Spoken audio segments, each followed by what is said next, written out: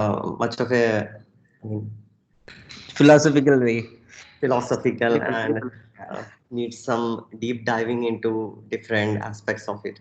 But for the as the time constraint and other things are concerned, so we are not we are just touching the different aspects in a shallow way, not in a deep way. So when you uh, see this particular topic, what all things comes into your mind? Like, let me understand, like the what all different uh, Mendel symbols, or what all different ideas or concepts which comes into your mind. Anyone?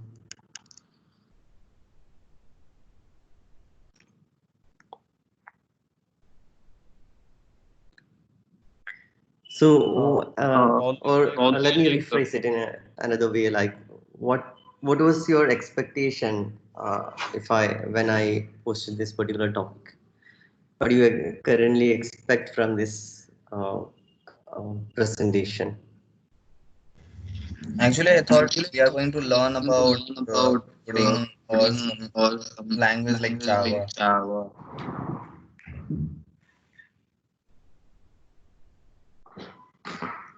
About what? I sorry, I couldn't get that.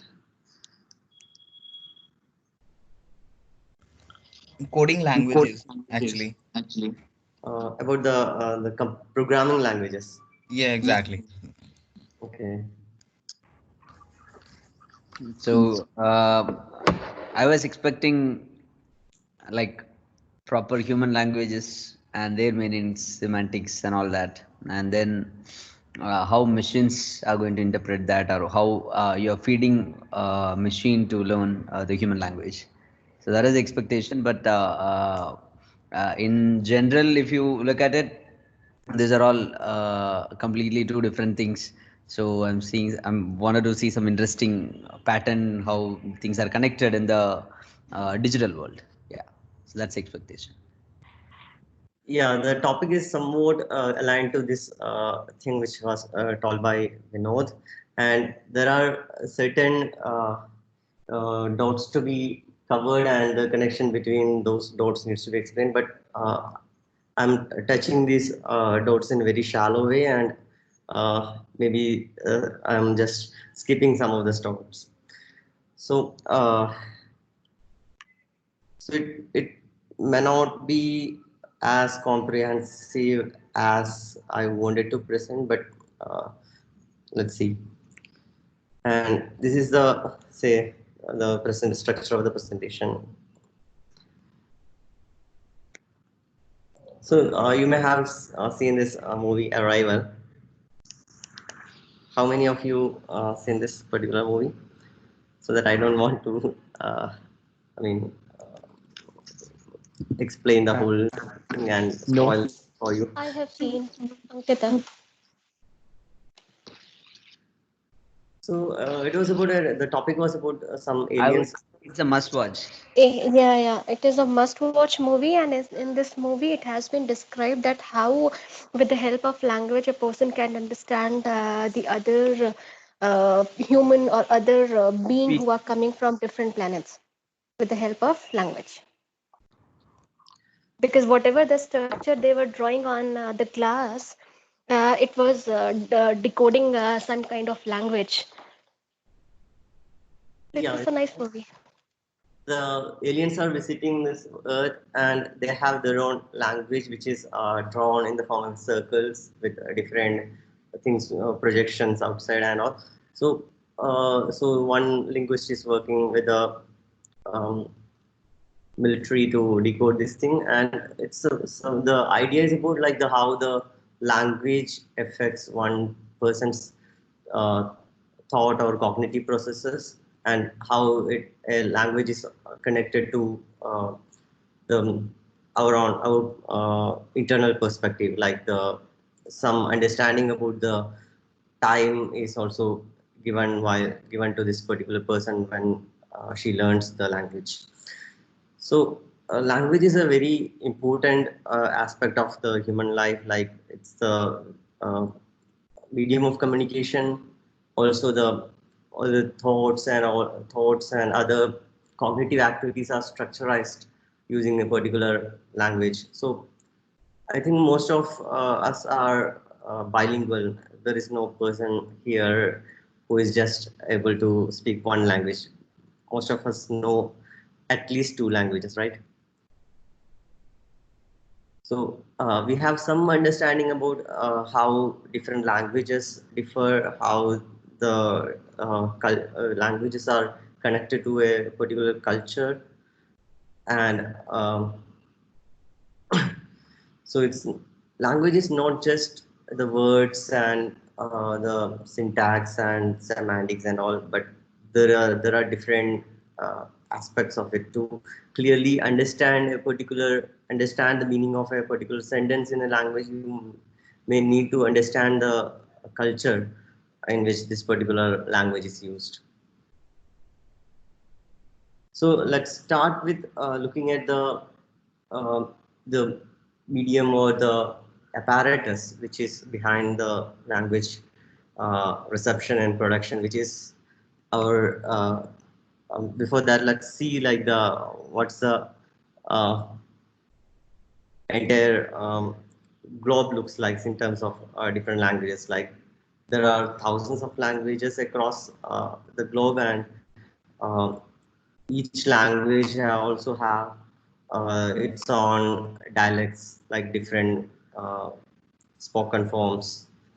So you may see the widely spoken languages like the Mandarin being most widely spoken, and then Spanish, English, and Hindi.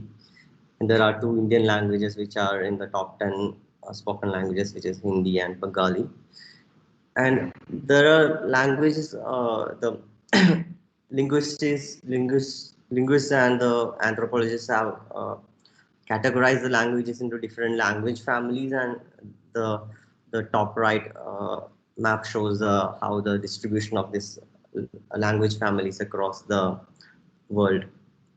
And if you zoom in and look into the particular region like the Indian subcontinent, you can see a numerous amount of different languages spread across the country. And let's see what's the connection between the brain and language, because brain being the apparatus uh, which is behind this power of language. Like there are numerous species on Earth, but the human beings are only species who is capable of producing proper language. There are other ways of communication between different individuals of different species, but humans have this capacity to produce the language. So it clearly lies on the structure of the brain. So people have identified different regions which are responsible for language production. Like this is a map of a image of a brain, and the upper top covering of the this brain is called the cortex, and the cortex is responsible for more like sophisticated skills like language and other perception related tasks and all. So in so one uh, physician in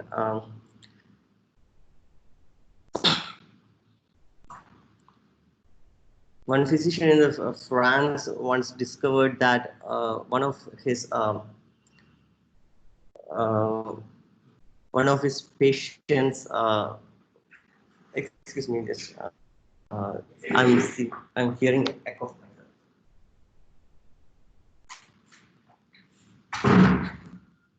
Okay, so Paul Broca was a physician in France, and one of his patients was only able to produce one single word, like "pan," for everything uh, which he is trying to speak. So just like you have watched the Game of Thrones, right? So there was four only speak Hodo. The same way, this patient can only speak word tan. So when he analyzed the brain of this patient, he has seen like at this particular region there was a lesion, and so that lesion and this difficulty of language production had some correlation. Once it's been found out in different patients with the same difficulty, it's been confirmed that this particular region or is responsible for some language related activity.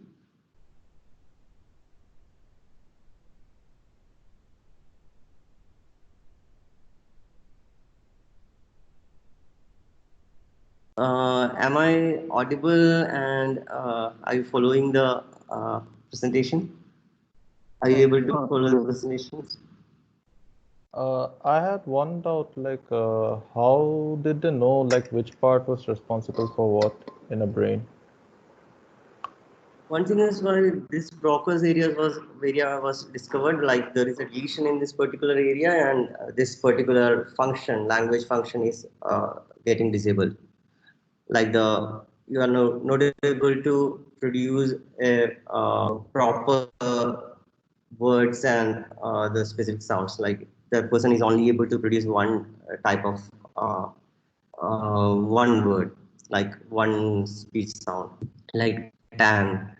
So that's how the Broca's area is identified, and then there is another area identified by Wernicke, a German physicist, uh, German physician, and it was about like related to the language comprehension part. Like if you go to YouTube and search for Broca's aphasia or Wernicke's aphasia, you will see people the speech samples from different patients who had these defects. Like the in Broca's aphasia, the patient will won't be able to produce a fluent speech, and the words may sound gibberish. And in Wernicke's aphasia, the person will be able to produce a fluent speech, very fluent, but it won't make any sense, or the whole sentence won't make any sense. Like the person will use some jumbled up words which are not supposed to be in a sentence, and also some words which won't be there in the uh, vocabulary of the language. And there are other areas which are also involved in this language production. And apart from this damage and the uh, aphasia connection, there are other uh, brain imaging studies also, like using imaging techniques like fMRI or MEG or EEG. You know, like which area of the brain is getting activated on different activities. And this brain is a very complex thing, like 86 billion neurons and hundreds of trillion connections.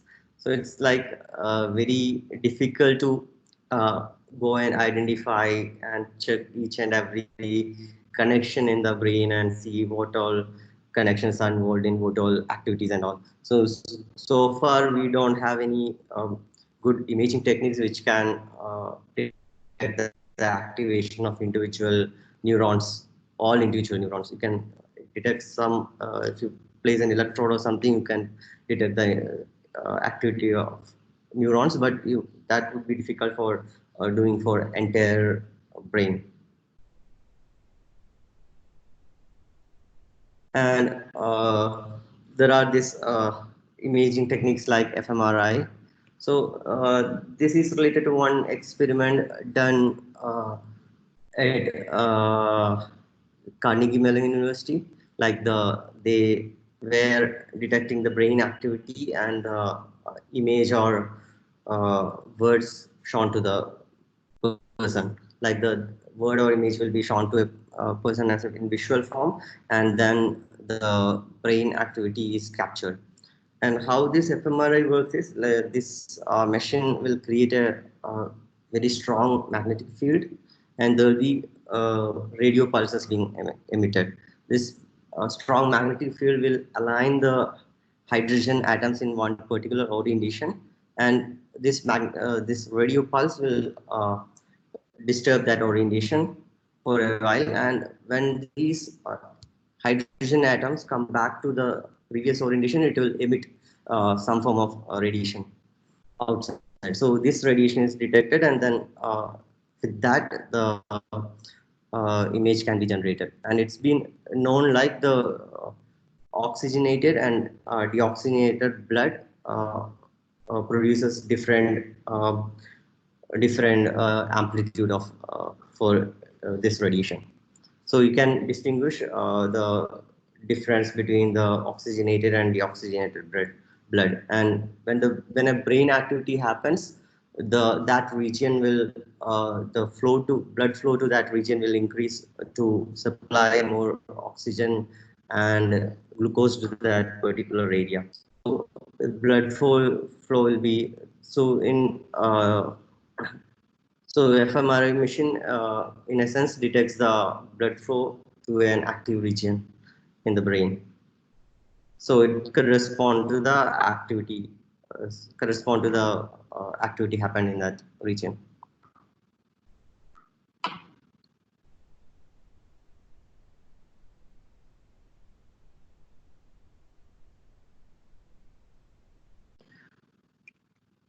And one thing is like when you detect this neural representation, is it going to be similar across people?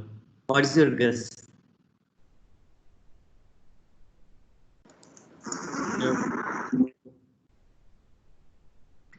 Like you are assuming like this neural representations or these activities will be different in different people. Yeah. That is across people. Yes. One interesting so to understand that correlation, they have conducted an experiment like this. These are images like taken images like usually 3D images, but you can also slice up in one axis and create 2D images, and each of these are called voxels because those are three-dimensional pixels. And say you slice up and take a plane of this brain and a plane of this image of the brain, and you have an image classifier which tries to classify this activation pattern to a word or an image. Like the hammer is shown and you captured this image, bottle is shown and you captured another image, and it's been done for a number of times, say in a number of subjects, and then you train a classifier to see like whether there is a correlation between these image patterns and this words being shown. If image pattern is given, can it predict the word?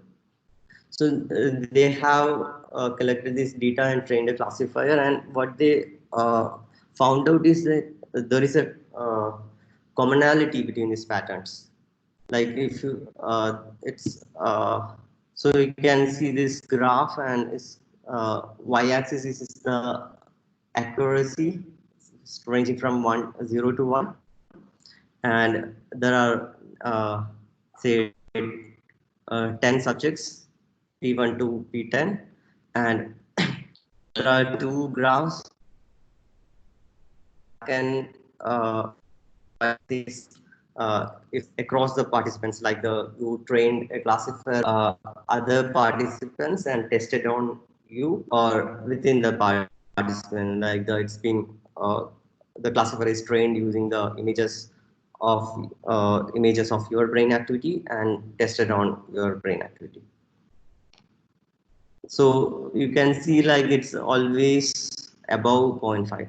There is always accuracy is always above 0.5. So it tells you like there is some correlation between these activity patterns for one particular word in different participants, or one word has some common representation or even in gross level across the participants. And these are the findings of this study, like this neural representations are similar across people and also in between across the languages. Like if you show a word, say book in English and to an English speaker and the corresponding word in Spanish to a Spanish speaker, you get the neural activity for both of these, and there is a correlation between these two activities. And it's similar for word and picture. It doesn't matter if you are showing a word book or showing the picture of a book.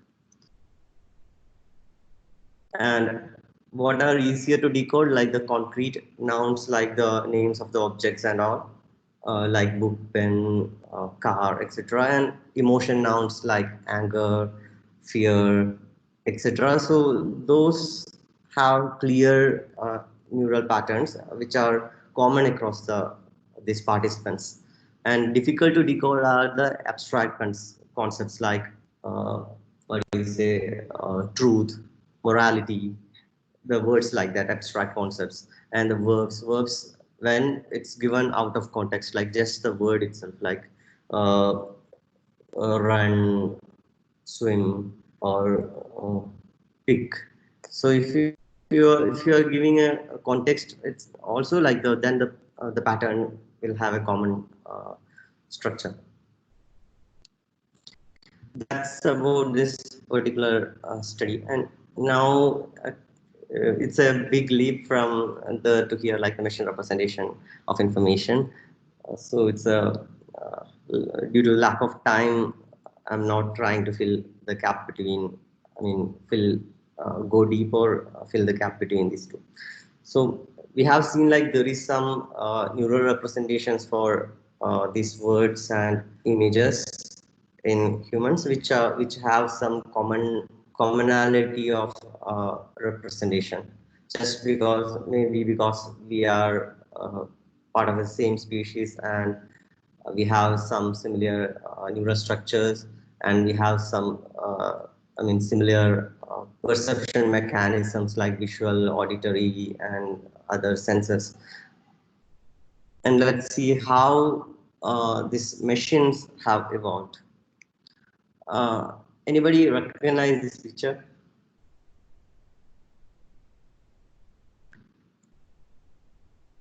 This is one of the milestones in the development of digital computers. So this is one of the inventions which made the digital computers reach to this current potential.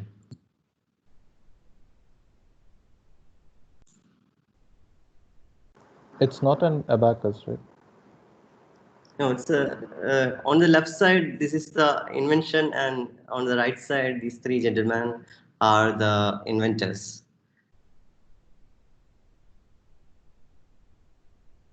And these three people got a Nobel Prize in 1950s for this particular invention.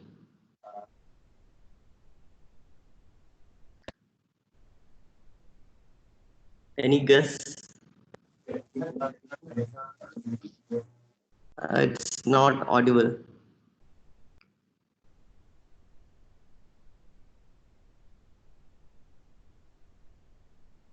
Hello, hello, hello.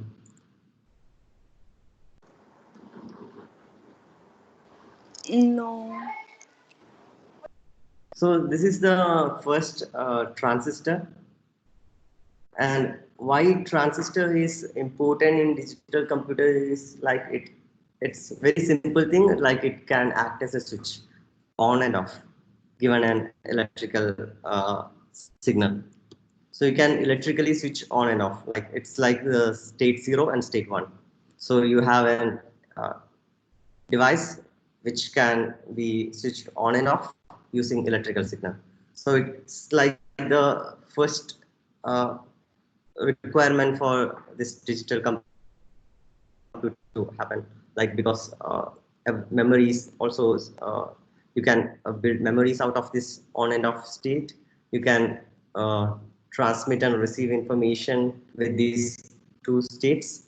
Like it's only necessary to have these two states to represent or reproduce any information like audio, image, or text given a error rate. Within an error rate, you can produce store code, transmit, and reproduce the information. And this was a germanium conductor device with a wedge which coated with gold foil, and there are two electrodes on either side of this gold foil and at the base of this germanium. So it's a 3 electrode device, 3 terminals, collector, emitter, and base, and then you have, when you give a voltage to the base, it switches on the this particular transistor, and the current can flow through emitter, collector to emitter.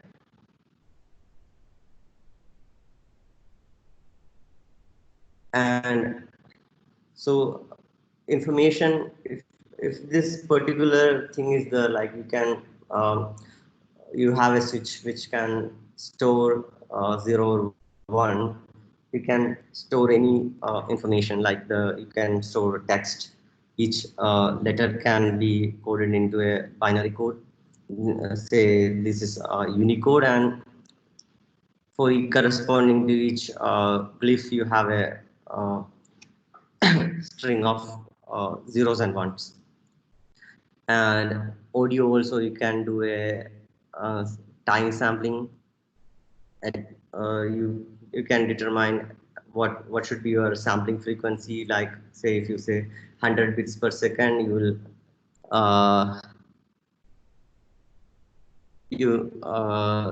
so you will have that kind of time slices, and for each time slice you will have a value.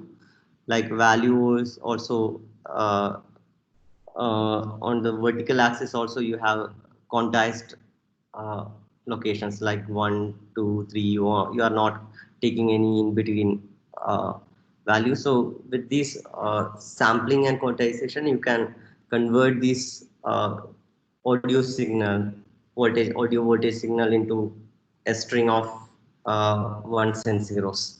And if you look at the image also, each pixel has red, green, and blue value. Each are all those are numbers, and these numbers can be represented in binary format, zeros and ones.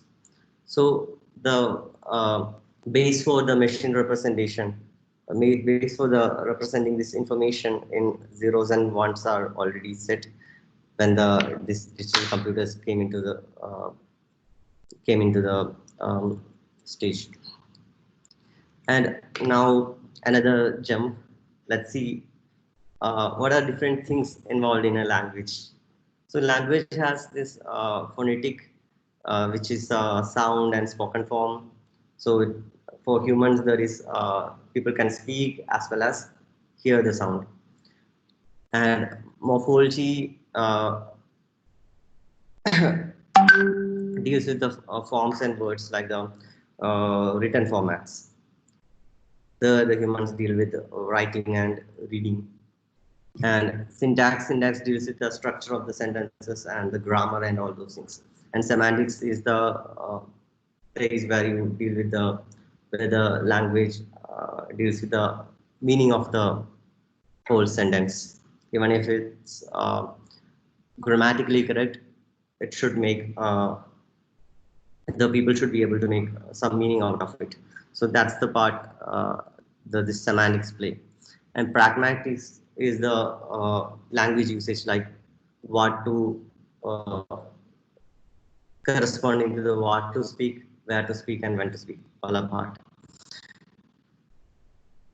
So there are some thought experiments related to machines dealing with language. Should the machine understand the language to give interact properly with the humans, or should it can it do without understanding the meaning of things? So first thing was this Chinese room problem.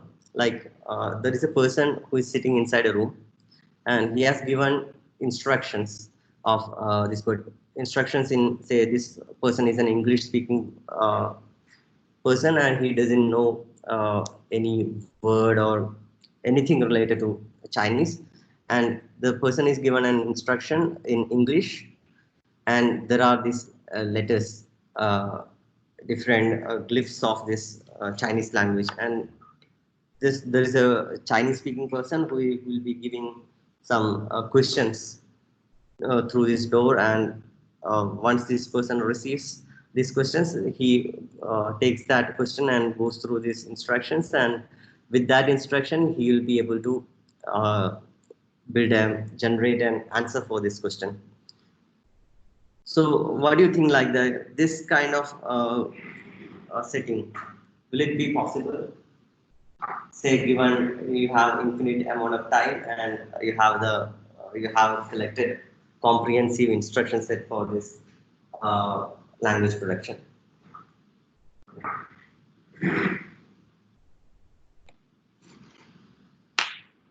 Anyone? Manually, it'll be very tough, like for just one person, or like to refer to one. You just you don't consider the time required to do it. Like you just consider like there is infinite amount of time, and there is a very comprehensive instruction set. Like if this particular question is So, given.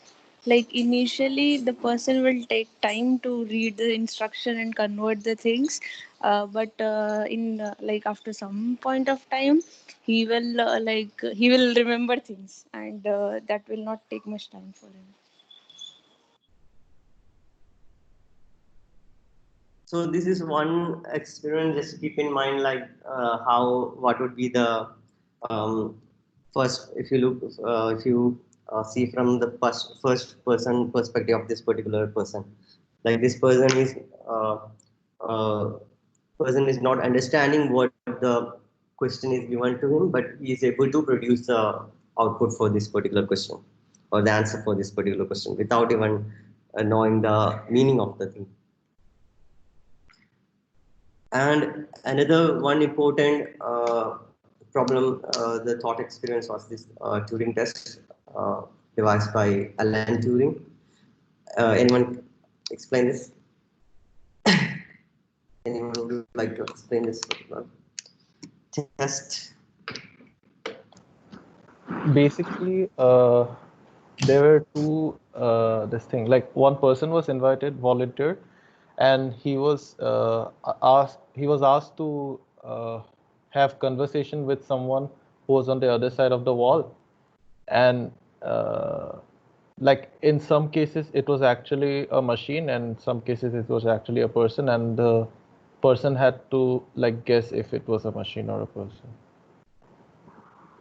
So is that machine passes the Turing test if it's able to fool the this C, who is looking at the sentences produced. Uh, so making this C believe that this is not a machine, this is a human being. So that's the Turing test. Like the machine, the human machine interaction should be similar to a human interaction. And there are, I mean, recently in 2014 or something, there is a chatbot, Eugene Bushman. They say like it's passed the Turing test and made made the human human validators believe that it's a human being on 33% of times. And infinite monkey theorem. Anyone know about this?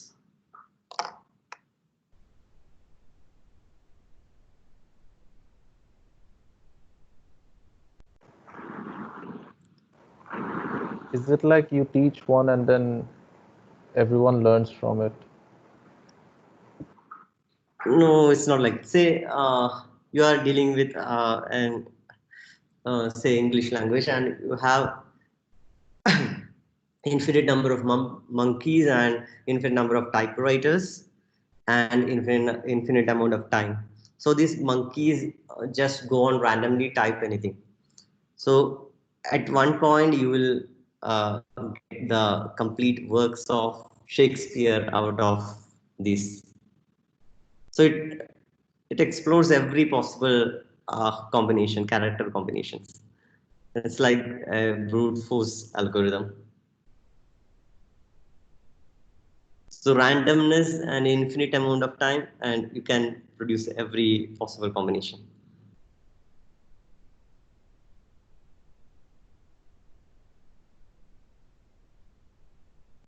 Okay, so this is exactly defining what with the infinite trial, what would be the last conclusion to give a definition of something? Is it that? It's like these monkeys are not dealing with any meaning at all, but it's on the symbol level, it's able to produce every possible text which can be produced in this language.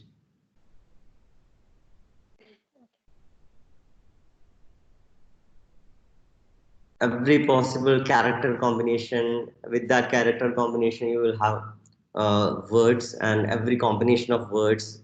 With that, you have the every combination of sentences, and with that, you have the every books which are written in this world and which are going to be written.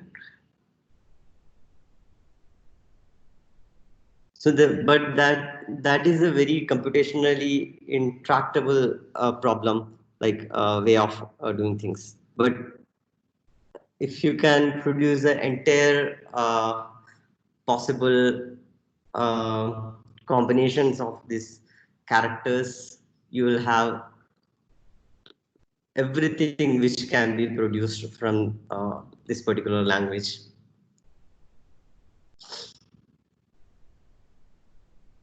These are the three different thought experiments which give some idea about uh, how the language can be dealt with without being understanding or having a conscious understanding of things. Like even if you don't have a conscious experience, uh, this kind of language production can happen. And even in the case of human beings, what we most of the times know is a name of things, not about the thing itself. Like there was an interview with Richard Feynman, who was a Nobel laureate physicist. Maybe most of us know, like through the Feynman lectures and all physics lectures. So it's like he tells an story of his childhood. Like his father will tell him, like, there is a, you see that bird, and he explains everything around that bird, like what it does and what is it like, and what are the different names which are which different region, people from different regions call that. And he then compares with the other child who with him with he interact with, and the other the when the that child asks, like, do you know that bird, what that bird is like, this bird has this particular name, but uh, knowing that name of that bird in particular language doesn't actually tells that you know something about that particular bird other than this.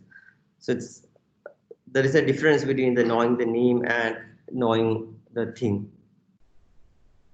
The true knowledge is the about the bird is there if you know the different attributes of that particular bird. And now another jump to the Mendel symbols. So when you see this particular word house, and it's the meaning of exact meaning of this house is different for different people. Like maybe I'll have more bias towards the visuals and experiences of my house, and every person on earth will have different experiences. So it's the meaning of a thing with a symbol lies in the mind of the receiver. Uh, and this is um, one painting by this particular painter, which in which it's the word written, the sentence written below is like, this is not a pipe. So it tells like it's not the pipe itself, it's a symbol which represents the pipe. Even if it's an image and which can decode that this is the humans can decode that this is a pipe, but this is just a symbol which is representing the actual thing, not it's not the pipe itself. So it's the idea behind this painting is that. And there are certain research and hypotheses in the domain of psycholinguistics, and there are people who have suggested some models which says like these words and concepts are represented in mind in uh, different formats. Like this is one of the models uh, suggested by these two people, Collins and Quillen. So it's like it shows some hierarchy of things, like bird is an animal and animals have these attributes like it eats, breathes, and can move. And bird has attributes like has wings, has feathers, and can fly. So the as per this particular model, like the Mendel representation of things are things have these relationships and all those things mapped together, and so if it can do different tasks, like it can do uh, different question and answering things, like will the shark, if we ask someone like will the shark, can the shark eat? So it can the person can infer that shark can eat just because shark is a fish and fish is an animal has the attribute eats. So somewhat such representation. The assumption is somewhat such representation should be there in our mind to carry out such tasks. And next comes the idea of word senses. Even if the written form of words are the same, like there are this consider this word play, and in the first sentence the plays a theatrical play, and the second it's a sports activity. So it's the same written form or morpheme used in both the sentences, but those are having different uh, meanings. So play is a word, and these two are two different word senses of this particular written format. So it's such kind of phenomenon in language is called polysemy, which is one word having different meanings, and there are words which sound similar and has different meaning, like quiet and quiet.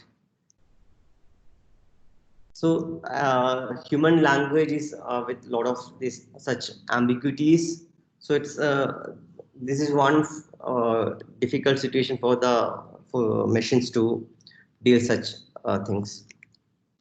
So around this word sense, there is one particular natural language processing task called word sense disambiguation. So there are papers and problems in this particular area, and it's one of the areas where a lot of research is happening. And you know about these words, it's not just the words, these are the meaning is directly associated with the word sensors. So there are different approaches which are taken by this computational linguist to deal with these things. So one of those is like building proper lexical databases. So one example is the WordNet. In WordNet, what they do is like for each word sense, there is a unit called synsets. So synset is a collection of synonyms. Like here you can see on the right side, like for play, there are different synsets, and one synset is play, drama, dramatic play. So these three words form a synonym set. So this synonym set is corresponding to one particular word sense. And there are different synsets for this particular written format. And these synonym sets are also linked between each other, linked to each other through different relationships. Like the synonym set containing door will be linked to synonym set containing house with their relationship is part of, like the door is part of the house. And like the door will have different attributes, and these attributes will also be a synset, like the uh, is made of wood.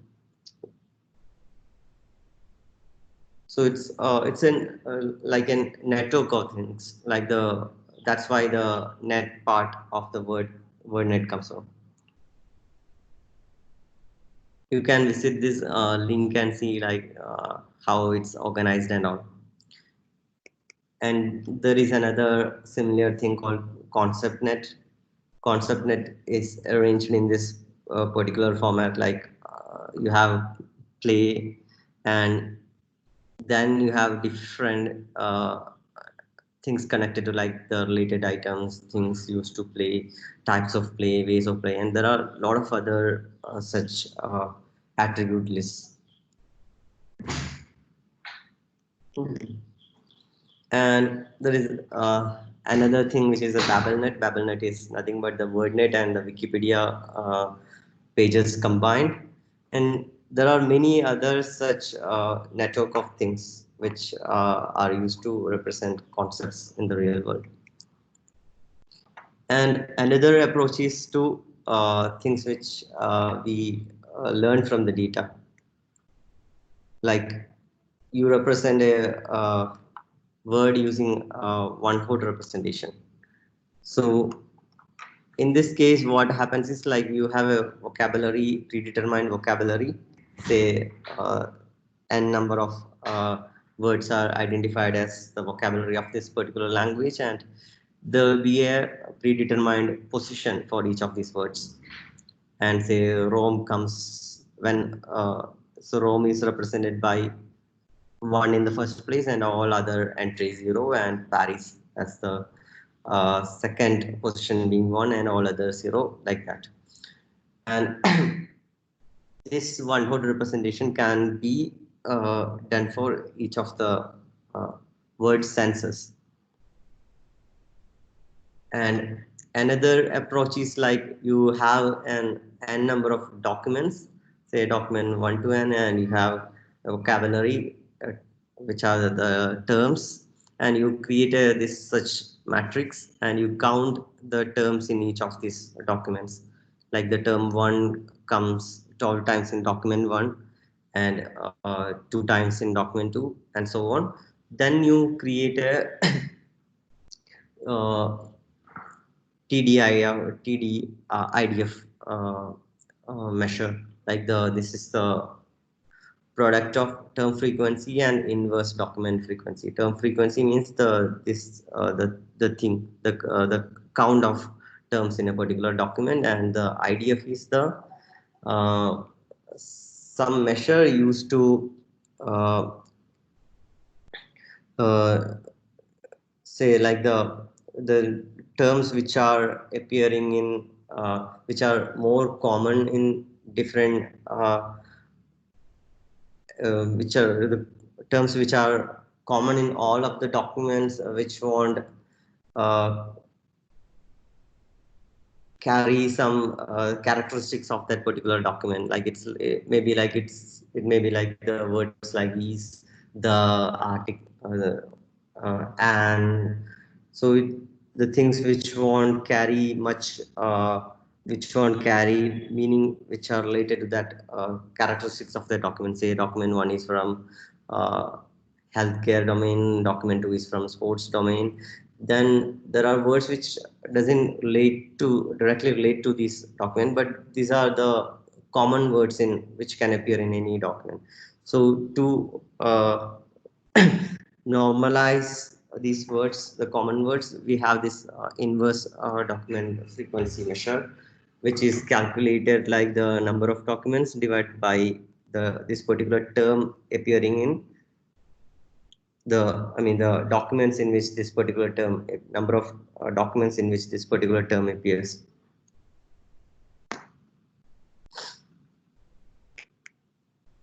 And the third way of representing this word synthesis is like using the word embeddings.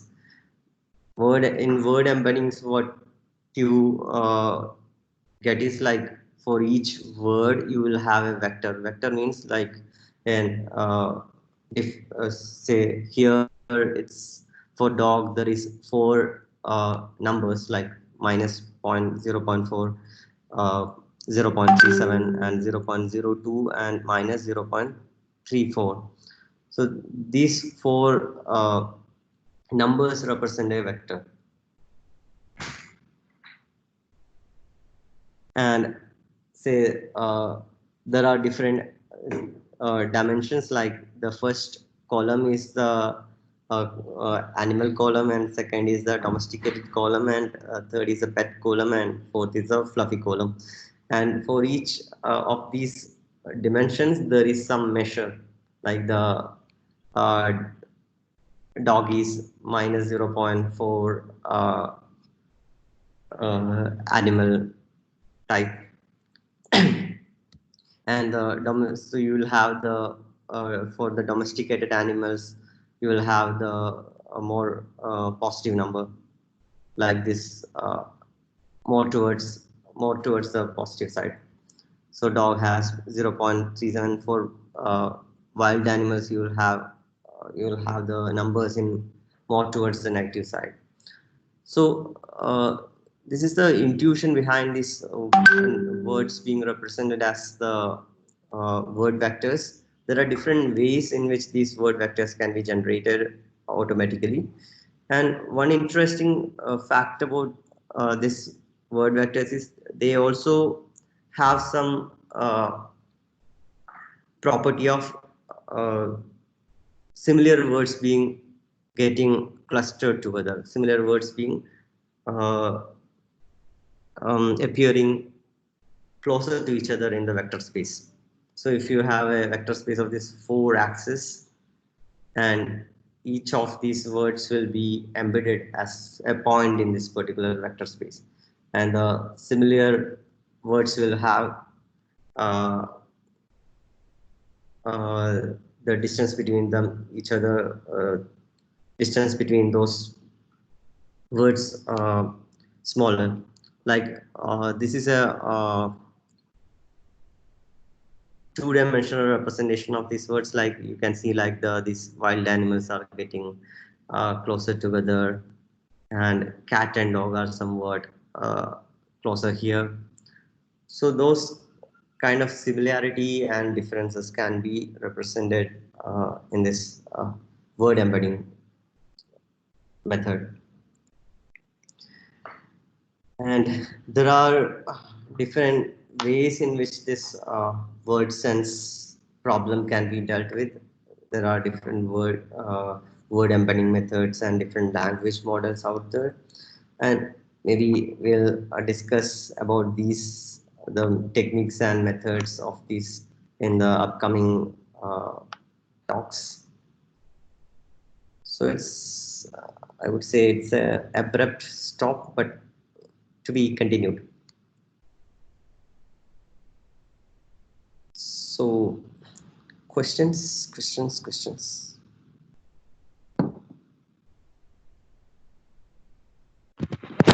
Actually, there was a lot of information. Thanks for that. Yeah, a lot of information, and flow is also not that much fluid, because there are I have skipped a lot of in between points. So maybe in future we'll take up each of the parts and then dig deeper. Yes, that would be great idea.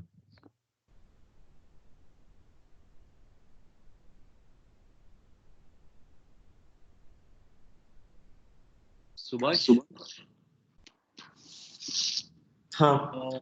you were talking about the work embeddings, right? So, Yeah. what is the use of word embeddings?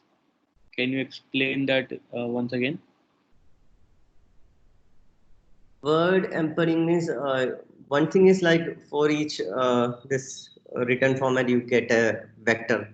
Vector is a string of numbers, and the idea of this vector is like it's like uh, you get a position in a vector space, or you get a say consider like you have the words like queen and king, so it has some vector representation. And so if you can perform operations like king uh, king minus man. Say you have a word vector representation for word embedding representation for a man, and you have word embedding representation of king, and then you do a king minus man plus woman. So you are doing a vector subtraction and addition, and you get a vector which will be closer to queen.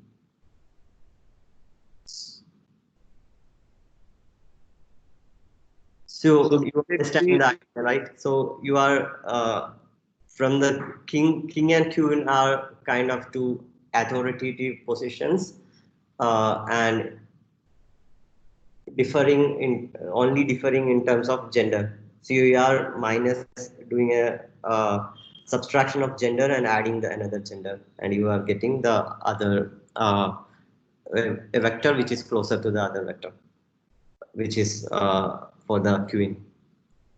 So you can do such operations on these word embeddings, and in any of the NLP tasks, you will use this particular word embeddings as representation for these words. So like whether it's a machine translation problem, whether it's a word sense disambiguation problem, whether it's a summarization problem. So the entire pipeline will represent the word as this particular vector. okay. So how do we define those values for different words? Yeah, there are different techniques for this creating these word embeddings. One is like you will look for the context in which this particular word is appearing. You will take a very large corpora or very large text in which these words are there. Then uh, you will have a window of say 5 words to the right and 5 words to the left, and you will identify the, say for king, you will identify wherever this king is appearing, what are the words which are coming near to it, or what are the words which are in which context this particular king word is appearing.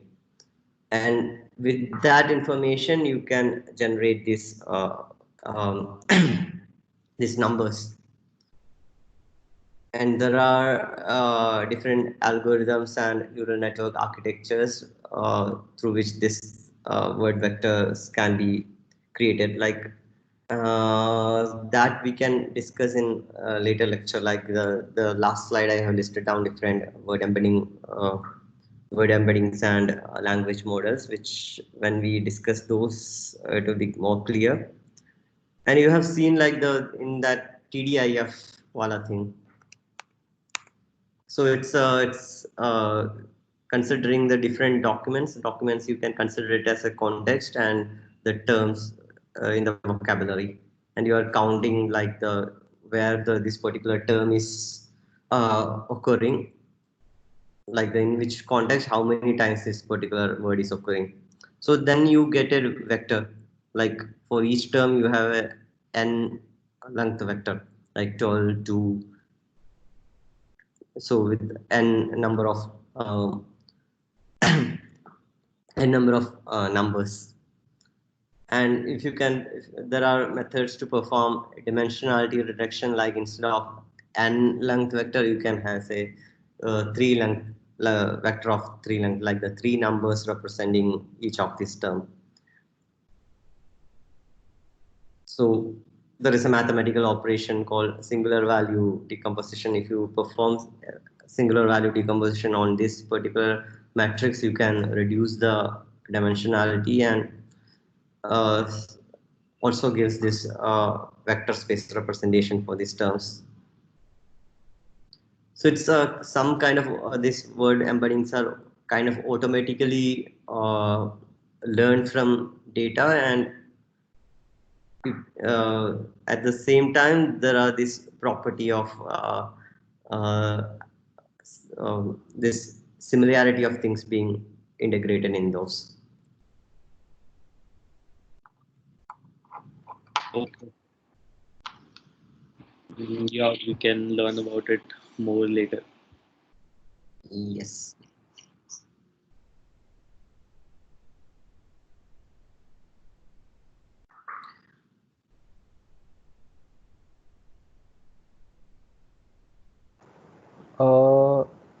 I had a doubt, like in the MRI, this thing, in the MRI machine, you were saying like the physicists, they were checking the neural, like the image of the cross section of the brain by like checking how they react to a given word, right?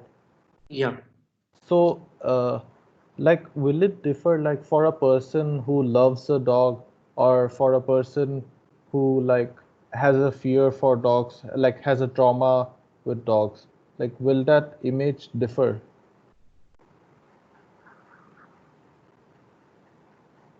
Or, At some areas it should differ, like at those where this emotions are generated, like amygdala or some other inner brain regions, it should show the clear difference. Like there are studies like I mean, yeah, that's quite possible. I have seen the studies like that. Like, but on the cortical regions where the say you are activating the visual information, or you are activating the regions which deals with the sound of this particular animal.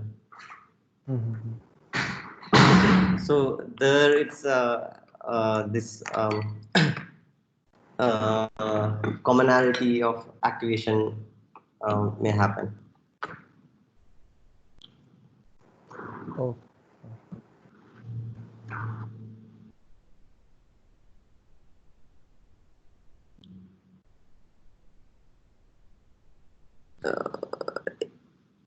If there is no any other question, I think we can wind up and we may have the discussion offline in chat or something. If you want to discuss more or add more information or add more details, or if you find something interesting, you can always drop to this chat window. yeah, let's do that. Yes. Okay then. Thank you so much. Thank you very much. Thank Thank you.